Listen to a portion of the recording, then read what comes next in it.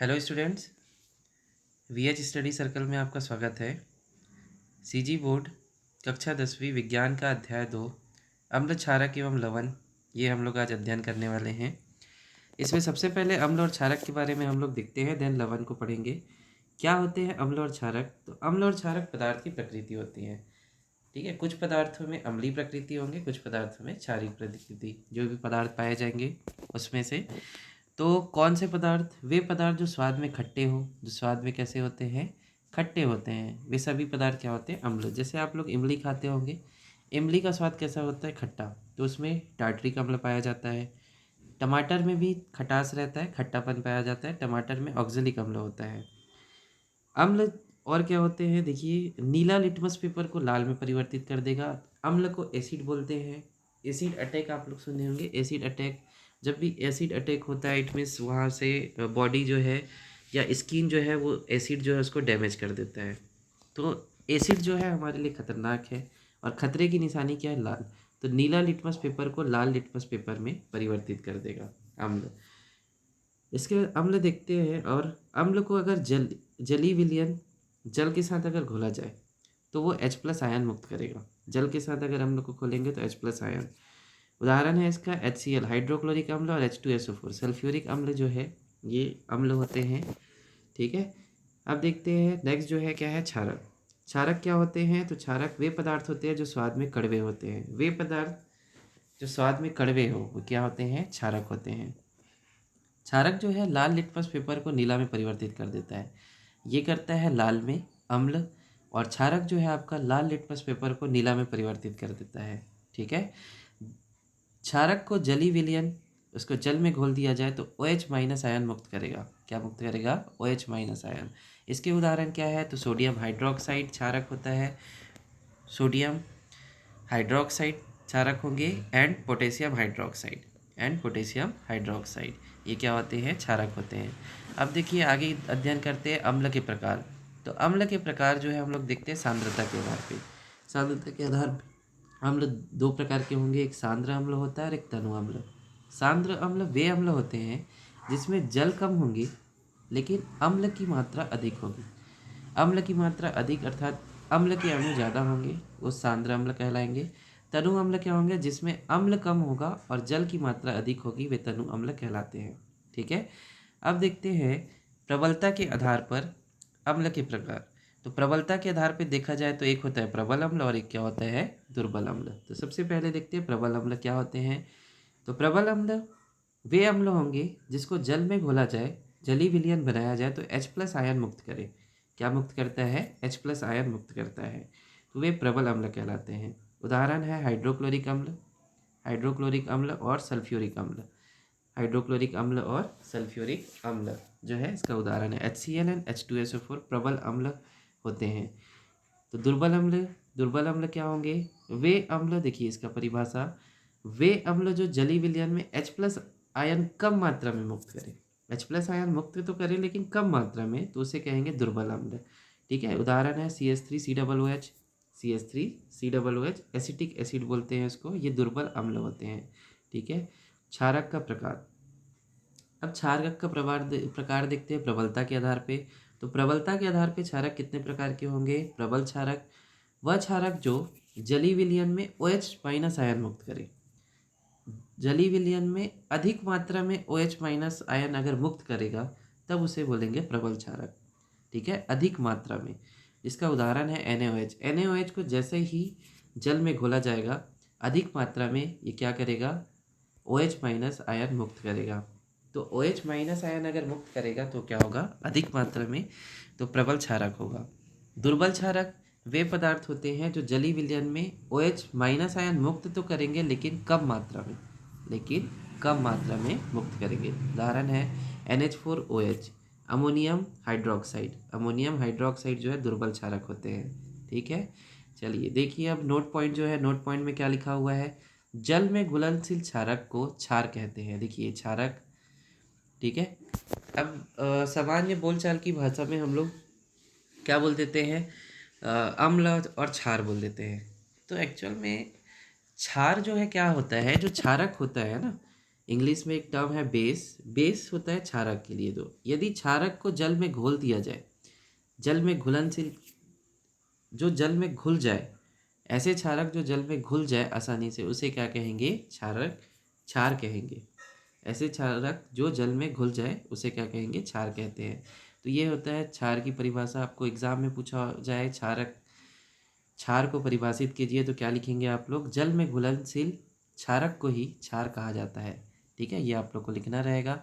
चलिए अब आगे जो है नेक्स्ट टॉपिक देखते हैं। नेक्स्ट टॉपिक क्या है हमारा? सूचक। सूचक क्या होगा? तो सूचक मतलब क्या होता है? किसी भी चीज़ को सूचना प्रदान करने वाला। तो किस चीज़ का सूचना प्रदान करेगा आपको सूचक यहाँ पे? तो इस चैप्टर में आपको जानना है कि कौन सा पदार्थ अम्ल है और कौन सा पदार्थ क्षार है। तो पदार्थ की प्रकृति कि अम्ल है या क्षार है, इसकी जांच करने के लिए उपयोग किया गया जो भी सब्सटेंस है ना, सब्सटेंस, उसे हम लोग क्या कहेंगे? सूचक कहेंगे। सूचक जो है कितने प्रकार से होंगे? 3 प्रकार के होते हैं। एक होगा आपका प्राकृतिक सूचक। क्या होगा? प्राकृतिक, कृत्रिम और गंधी या घ्राण सूचक। तो चलिए देखते हैं प्राकृतिक सूचक। प्राकृतिक सूचक क्या होते हैं? तो वे सूचक जो पौधों से प्राप्त होते हैं। प्राकृतिक है, नेचर से प्राप्त होगा। नेचर से, पौधों से जब प्राप्त होने वाले सूचक को क्या बोल देंगे? प्राकृतिक सूचक बोलेंगे। ठीक है, तो क्या क्या होते हैं प्राकृतिक सूचक? देखते हैं। ये है आपका लिटमस पेपर। लिटमस पेपर क्या होता है? तो एक प्राकृतिक सूचक होता है जो पौधे से प्राप्त होता है। लिटमस पेपर, अम्ल को अगर लिटमस पेपर के ऊपर डाला जाए तो ये नीले लिटमस पेपर को लाल में, देखिए लाल रंग में परिवर्तित कर देता है। किसमें परिवर्तित करता है? लाल रंग में। ठीक है, यदि क्षार डाला जाए लिटमस पेपर में तो नीला रंग में परिवर्तित हो जाएगा। किसमें परिवर्तित हो जाएगा? नीला रंग में। ये इंपॉर्टेंट है, बहुत ही इंपॉर्टेंट है, आप लोग को ध्यान रखना है। अम्ल जो है एसिड अटैक से याद रखेंगे, है ना, उससे स्किन डैमेज होता है, या एसिड आपके स्किन में गिर जाए तो स्किन को डैमेज होता है, मतलब ये खतरे की निशानी है। और खतरे की निशानी क्या होती है? लाल रंग होती है। ठीक है, फिर नेचुरल इंडिकेटर में जो प्राकृतिक सूचक है उसमें अगला है हल्दी। हल्दी जो है, देखो लिखा हुआ है अम्ल में डालने से यहाँ पे पीला रंग हो जाता है। पीला रंग मतलब कोई रंग परिवर्तन नहीं, ये भी हम लोग लिख सकते हैं यहाँ पे। ठीक है, कोई रंग परिवर्तन नहीं, क्योंकि हल्दी का कलर खुद ही पीला होता है। तो अम्ल में, अम्ल अगर हल्दी के ऊपर डाल दिया जाए तो वो पीला रंग ही रहेगा, कोई रंग परिवर्तन नहीं होगा। ठीक है, अब हल्दी में अगर क्षार को डाल दिया जाए, क्षारक को डाल दिया जाए, तो वो लाल रंग में परिवर्तित हो जाता है। किस में परिवर्तित हो जाएगा? लाल रंग में। इसीलिए कभी कोई आप लोग का खाना जो है कपड़े में गिर जाता है तो डिटर्जेंट से आप लोग जब धोते हैं उसको तुरंत, तो कपड़ा जो है लाल रंग में परिवर्तित हो जाता है।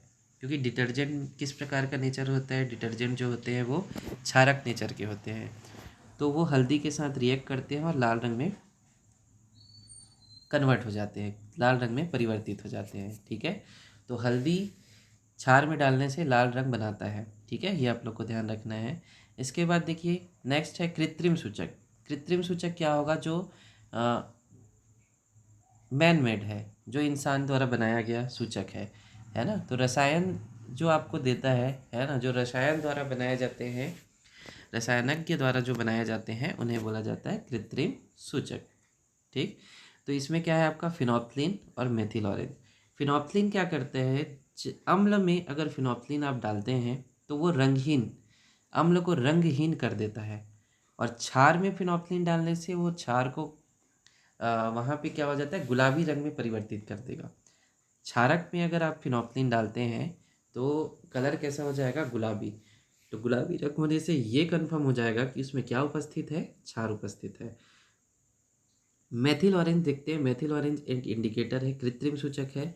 ठीक है, अम्ल में मेथिल ऑरेंज डालने से वो लाल रंग में परिवर्तित हो जाएगा, और क्षारक में डालने से वो पीला रंग में परिवर्तित हो जाता है।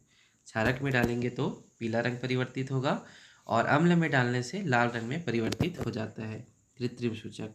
अब कृत्रिम सूचक के बाद देखते हैं गंधी सूचक। गंधी सूचक जिन पदार्थों की गंध अम्ल या क्षार के संपर्क में आने से बदल जाते हैं, गंधी सूचक कहलाते हैं। गंधी सूचक देखिए एक्चुअल में ये किन लोगों के लिए यूज़ करते हैं? जब हमारे पास कृत्रिम सूचक है, प्राकृतिक सूचक है, तो इसकी आवश्यकता क्यों पड़ती होगी? तो ऐसे व्यक्ति जो दृष्टिबाधित है, जो जिनको दिखाई नहीं देता, तो वो लोग जो है कैसे पहचानेंगे कि कोई पदार्थ अम्ल है कि क्षार है, तो उनके लिए गंधीय सूचक उपयोग किया जाता है। अब ये सूचक क्या क्या है, तो प्याज का रस, वेनिला, लौंग का तेल। प्याज का रस देखिए, प्याज के रस में आप लोग अम्ल डाल दो या प्याज में आप अम्ल डाल दीजिए तो एक तीक्ष्ण गंध आएगी। कैसी गंध आएगी? तीक्ष्ण गंध। और जैसे ही क्षार में डालेंगे तो गंधहीन हो जाएगा। क्षार प्याज में आते ही गंधहीन, प्याज का जो गंध आता है वो भी गायब हो जाएगा। ठीक है, तो इस प्रकार से पहचान की जा सकती है। वेनिला, वेनिला में अगर अम्ल डाल दिया जाए तो क्या होगा, वो जैसे वेनिला का एक फूल होता है ना, उसके जैसा ही सेम जो है गंध रहेगा, कोई परिवर्तन नहीं होगा। लेकिन अगर क्षार में डाल दिया जाए तो जो गंध आते रहेगा वो भी गंध उड़ जाएगा, गंधहीन हो जाएगा, कोई सुगंध नहीं आएगा। लौंग का तेल, लौंग के तेल को अम्ल में अगर डाल दिया जाए तो समान रहेगा, कोई परिवर्तन नहीं होगा गंध में।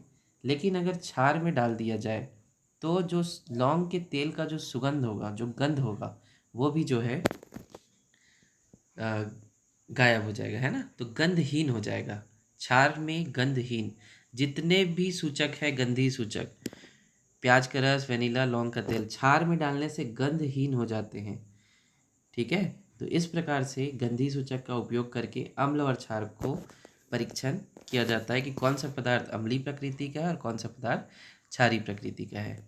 ठीक है, तो चलिए स्टूडेंट्स, आज का क्लास यहीं पे एंड करते हैं। नेक्स्ट क्लास अपन, नेक्स्ट जो टॉपिक है वो नेक्स्ट क्लास में कवर करेंगे। आपको अगर वीडियो अच्छा लगा होगा तो वीडियो को लाइक करें, चैनल को सब्सक्राइब करें एंड अपने दोस्तों में शेयर करें। Okay, bye students.